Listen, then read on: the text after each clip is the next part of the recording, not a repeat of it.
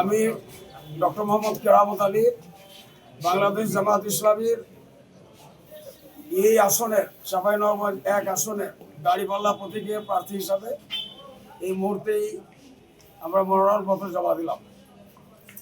আমরা আপনাদের দোয়া চাই, সহযোগিতা চাই। আমরা নির্বাচনী কাজে অংশগ্রহণ করব যথাসময়ে। নির্বাচনী বিধি আচরণ রক্ষা করে আমাদের কাজ চলবে। আমরা আপনাদের দোয়া চাই যাতে করে আল্লাহ তাআলা আমাদের বিজয় দান করেন ইনশাআল্লাহ। এই প্রার্থনা আপনাদের কাছে করছি এবং নির্বাচনী কার্যক্রমে আপনাদের সবসময় আমাদের সহযোগিতা চাই। আপনারা সহযোগিতা করবেন।